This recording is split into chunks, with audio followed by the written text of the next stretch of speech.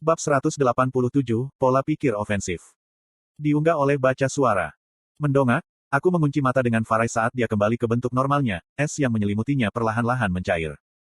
Duel yang bagus, Jenderal Arthur, Farai mengakui mengulurkan tangan. Saya meraih lengannya dan membiarkannya menarik saya berdiri. Seperti yang diharapkan, masih ada jarak di antara kita. Jika kamu bisa memegang formulir itu untuk jangka waktu yang lama, ada kemungkinan kamu bisa mengalahkanku, tombak itu mengakui. Aku menganggap itu bentuk kekuatan pinjaman, bukan milikku, aku terkekeh, menepuk-nepuk debu bajuku. Aku pikir aku menguasai es sebagian besar, tetapi melihatmu hari ini membuatku meragukan diriku sendiri. Farai mengungkapkan secercah samar senyum sebelum menuju ke tempat saudara perempuan saya dan seluruh hadirin berada. Segera setelah kami kembali ke grup, para tetua, Byron dan Virion, yang telah saling bertukar koin emas dengan alasan yang tidak diketahui, dengan bersemangat mulai membombardir saya dengan saran dan tip tentang apa yang saya lakukan salah selama sesi sparring saya dengan Farai. Mantra apimu kuat, tetapi kamu menghabiskan jumlah mana yang tidak perlu untuk masing-masing, Hester memulai.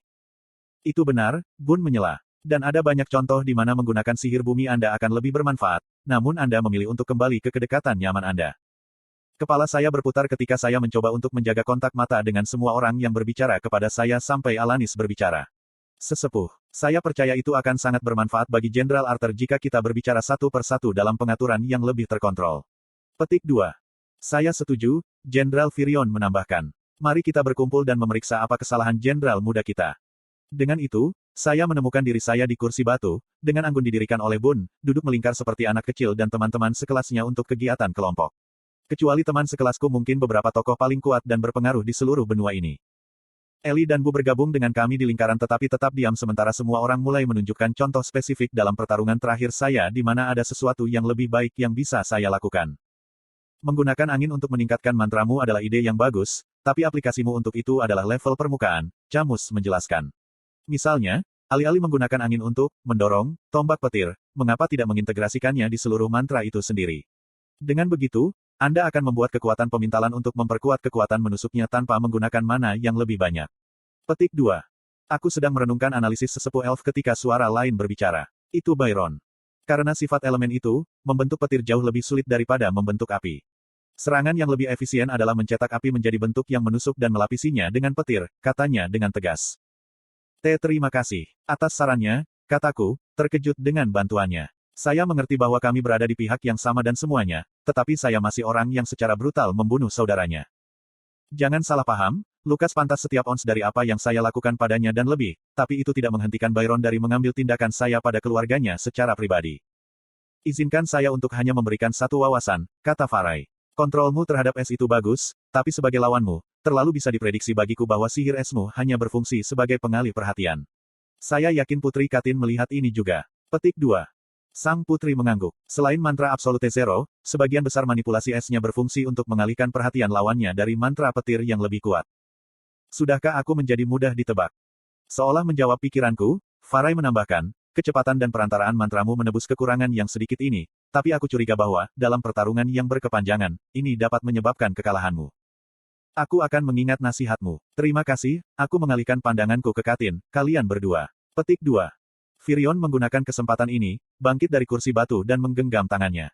Yah, aku minta maaf atas gangguan kecil kita. Lanjutkan dengan latihan, Arthur. Harapan saya terhadap pertumbuhan Anda tinggi, terutama karena Anda mengambil cuti dari medan perang.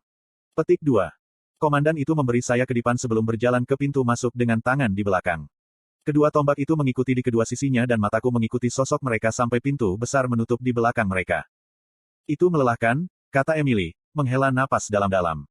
Berada di sebuah ruangan dengan dua tombak dan Komandan Virion benar-benar tidak meninggalkan ruang untuk bernafas, adikku menambahkan, jatuh ke depan di atas punggung berbulu-bulu. 3 tombak, aku mengoreksi. Kakakmu juga tombak, kau tahu.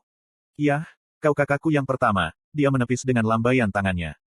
Aku bangkit dari tempat duduk dan merentangkan anggota tubuhku yang sakit. Aku akan menganggap itu sebagai pujian. Apakah pelatihan dilakukan untuk hari ini? Katin bertanya, matanya tertunduk. Emily berjalan ke panel, dengan hati-hati membaca salah satu pengukur. Yah, masih ada banyak mana yang tersimpan di sini dari sebelumnya jika kamu ingin melanjutkan pelatihan. Kedengarannya seperti sebuah rencana. Bun berseru, menembak dari kursinya. Aku sudah gatal untuk meregangkan tubuhku setelah menonton perkelahian. Anda turun untuk pertandingan kecil, Putri. Petik 2. Katin mengangguk dan mengikuti di belakang penatua kerdil itu ke ujung lain tempat pelatihan. Kurasa aku akan naik duluan, kata adikku, pertengahan menguap. Apakah kamu ingin aku mengantarmu ke kamarmu? Saya bertanya. Ellie menggelengkan kepalanya, menepuk tubuh tebal Bu. Untuk itulah aku punya Bu. Aku mengangguk, tersenyum padanya. Selamat malam. Matanya setengah tertutup, dia memberi saya hormat yang lemah. Selamat malam, para tetua. Selamat malam, Emily. Selamat malam, Nona Emeria. Dan selamat malam, Lance Arthur. Petik 2. Saya mengejek. Gadis nakal. Adikku menggerakkan matanya dengan polos sebelum berlari keluar ruangan, hanya menyisakan Emily, Alanis, dan 2 tetua yang tersisa. Kakakmu sangat berbeda darimu, Jenderal Arthur, komentar Alanis. Aku hanya bisa tersenyum. Dia pasti mengambil lebih banyak dari ayah kita. Dan kamu lebih mirip ibumu. Tanya asisten elf itu, matanya terfokus pada sosok Katin dan Bun. Saya menyaksikan mereka berdua juga, menyesuaikan peralatan duel mereka sebelum memulai pertandingan mereka. Aku tidak yakin. Saya ingin berpikir bahwa saya adalah campuran dari keduanya. Petik 2. Siapa lagi yang akan kamu mirip jika tidak salah satu dari mereka? Hester bertanya. Aku hanya mengangkat bahu, tidak mampu membentuk respons yang lebih baik, ketika aku mendengar menguap dari belakang. Melihat kembali dari balik pundak saya bisa melihat kepala Emily terangkat ketika dia berjuang untuk tetap terjaga. Emily, aku berseru, mengejutkan artificer. Emily meraba-raba dengan tombol di panelnya seolah-olah dia sedang bekerja. Saya tidak sedang tidur. Tidak ada yang mengatakan kamu, aku tertawa. Tapi mungkin kamu harus istirahat. Jenderal Arthur benar, kata Alanis. Saya memiliki pengetahuan dasar tentang cara mengoperasikan perangkat dari menonton. Pengrajin mengeluarkan menguap lain, menyesuaikan kacamatanya. Terima kasih, tapi tidak apa-apa. Saya perlu mengumpulkan lebih banyak data dan membandingkan FPU dari Jenderal Farai dan pertempuran terakhir Arthur. Petik 2. Ngomong-ngomong, kau belum benar-benar memberikan kami data apapun selama sesi pelatihanku dengan para penatua selama beberapa hari terakhir, kataku. Aku juga bertanya-tanya tentang itu, tambah Camus, mengalihkan pandangannya dari duel Katin dan Bun. Aku penasaran melihat bagaimana ukuran mantraku. Iklan. Ya tentu saja. Namun, angka-angka itu tidak benar-benar memiliki arti bagi mereka secara individual, jelas Emily. Saat ini saya memiliki beberapa asisten di beberapa akademi yang menguji versi artefak kelas bawah untuk mendapatkan rekaman dari para siswa di sana sehingga kami dapat mengumpulkan spektrum yang cukup luas. Ah, jadi FPU itu lebih dimaksudkan untuk digunakan untuk membandingkan antara penyihir lain. Saya sudah konfirmasi. Pengrajin itu mengangguk penuh semangat. Persis. Saya bisa, bagaimanapun, membandingkan pembacaan FPU antara penyihir yang hadir di sini, namun saya akan lebih percaya diri dalam pengukuran keseluruhan setelah lebih banyak data. Petik 2. Bibir Camus melengkung membentuk senyum, matanya tersembunyi di balik poni pirang keperakan. Aku ingin tahu siapa di antara kita yang lama adalah yang terkuat. Kedua tetua itu segera berdiskusi tentang siapa yang mereka pikir paling kuat, sementara aku memusatkan pandanganku kembali pada Katin dan Bun. Duel hampir berakhir. Katin hampir kehabisan napas sementara Bun baru saja berkeringat. Paku-paku es dan tanah mengelilingi mereka dan kawah-kawah kecil berserakan di tanah, tetapi tidak ada yang menimbulkan luka yang terlihat selain kelelahan. Tidak sampai sang putri akhirnya menundukkan kepalanya ke busur yang duel berakhir. Apakah kamu siap untuk sedikit peregangan dengan peri tua ini? Camus tiba-tiba bertanya, menoleh padaku. Aku ingin menunjukkan sesuatu padamu. Pul mana saya hampir sepenuhnya habis dan anggota tubuh saya sakit, tetapi yang lebih tua menggelitik minat saya. Tentu, hanya jika Hester tidak keberatan. Petik 2. Jangan pedulikan aku, Wali Katin memecat. Aku akan tinggal di sini dan menilai kalian berdua dari jauh. Kami berdua melewati Bun dan Katin dalam perjalanan ke ujung lain ruang pelatihan. Aku mengulurkan tanganku pada sang putri, mengharapkan 5 tinggi. Sebaliknya, yang saya dapatkan hanyalah tatapan bingung sebelum dia dengan malu-malu menggenggam tangan saya di antara kedua tangannya. Aku menahan tawa, memarahi diriku sendiri karena mengharapkan seorang putri mengetahui salam santai yang bahkan mungkin tidak ada di dunia ini. Apakah kalian berdua selesai? Camus bertanya dengan seringai. Katin, yang saya sadari masih memegangi tangan saya, dengan cepat melepaskan dan bergegas pergi. Memposisikan diri kami terpisah beberapa kaki, saya mengencangkan ikatan di sekitar anggota tubuh saya dan mempersiapkan diri untuk memulai. Camus menurunkan posisinya, mengulurkan satu telapak tangan terbuka padaku. Sebelum kita mulai, aku ingin kamu memukulku di sini.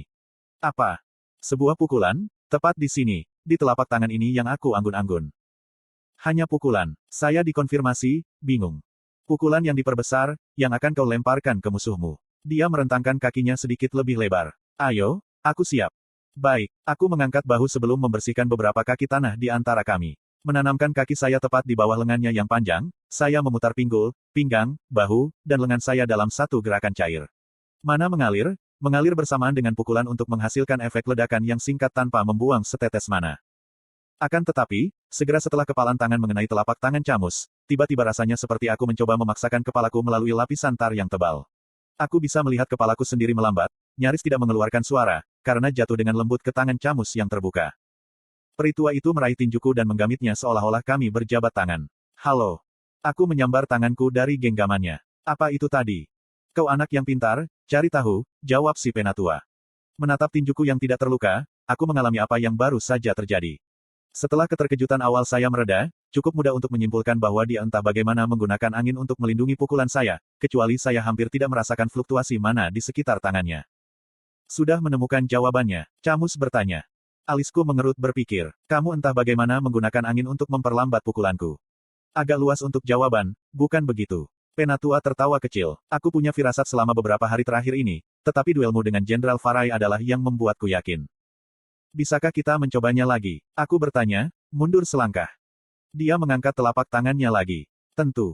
Saya meninju dia lagi, menghasilkan efek yang sama. Aku meninju dia sekali lagi, tidak bisa memahami bagaimana tepatnya dia menggunakan angin untuk mencapai efek ini. Sekali lagi, kataku, frustrasi keluar dari suaraku. Teori mana dasar menyatakan bahwa tabrakan elemen sejenis saling melemahkan atau dibatalkan sepenuhnya berdasarkan output mana.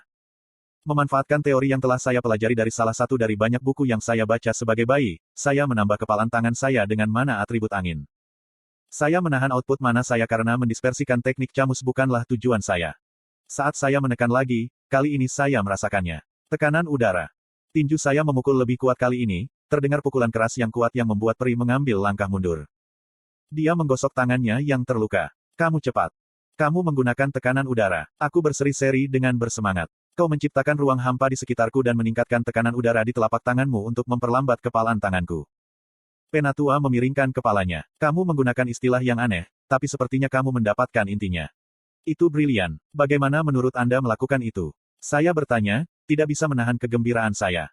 Ini adalah dunia di mana kemajuan ilmiah berada jauh dari tempat saya berasal. Namun, Camus telah menemukan cara untuk memanfaatkan prinsip-prinsip canggih tekanan udara pada tidak hanya dirinya sendiri, tetapi juga pada lawannya untuk menciptakan efek yang kuat. Kenapa aku tidak memikirkan itu? Tanyaku pada diriku sendiri. Saya memiliki pengetahuan dalam diri saya, namun saya gagal menerapkannya pada aspek penting dunia ini. Suara Camus membuatku kembali ke kenyataan. Kamu mungkin berpikir, kenapa aku tidak memikirkan itu, kan? Saya mendongak. Ya. Itu yang aku duga sejak awal, jawab Camus. Hester, Bun, sang putri, dan aku sendiri ada di sini karena kamu ingin membenamkan diri dalam semua elemen dengan harapan bahwa kamu mengambil sedikit tentang bagaimana kita menggunakan sihir kita sehingga kamu dapat memasukkannya ke dalam gaya kamu sendiri, kan? Pada dasarnya, aku setuju. Suara tetua itu bertambah tajam. Yah, masalahnya terletak pada gayamu, yang condong ke arah pelanggaran, sehingga kamu bahkan tidak pernah berpikir untuk menggunakan segudang elemen yang kamu miliki dalam tindakan defensif, selain dari cara terang-terangan untuk mengangkat tembok. Kamu hanya memikirkan angin dalam bentuk pisau atau tornado. Anda menganggap bumi sebagai paku atau tembok, namun benar-benar menguasai afinitas unsur ini berarti mengetahui seluk-beluk sifat mereka yang mungkin tidak selalu terlihat atau diarahkan untuk membunuh musuh Anda, cacar Camus, sikap sardoninya yang biasa hilang. Aku melihatmu mempelajari tanda-tanda itu di tanah selama duel Bun dengan sang putri. Apakah Anda tahu dari mana itu? Petik 2. Jawaban yang jelas akan menjadi kawah dari serangan, tetapi saya tahu bukan itu jadi saya menggelengkan kepala. Tidak, aku tidak. Sihir magis guru dapat mengarahkan kekuatan serangan lawan ke tanah di bawah mereka. Melakukannya dengan akurat dapat meniadakan hampir semua serangan fisik penyerang. Petik 2. Aku berdiri diam, tidak mampu membentuk respons. Camus menghela nafas. Kamu secara teknis berada di posisi yang lebih tinggi daripada aku jadi aku kira itu tidak sopan bagiku untuk kuliah, tapi biarkan aku mengakhiri ini. Pemanfaatan elemen-elemen Anda bagus, sebenarnya. Namun, Anda terus-menerus memilih untuk membentuk mantra dan serangan di sekitar baik menyakiti lawan Anda atau menggosok diri sendiri untuk menghindari lawan Anda, dan sementara itu mungkin baik untuk duel satu lawan satu, pertempuran yang akan Anda hadapi tidak akan selalu seperti bahwa. Waktu yang Anda miliki di sini singkat, jadi mari kita hitung. Petik 2. Saya menyadari sudah lama sejak saya sudah kuliah seperti ini. Itu meninggalkan rasa masam di lidah saya tetapi itu merendahkan. Camus mengulurkan tangan dan tersenyum. Kamu benar. Terima kasih, Camus. Aku mengembalikan gerakan itu, menggenggam tangannya.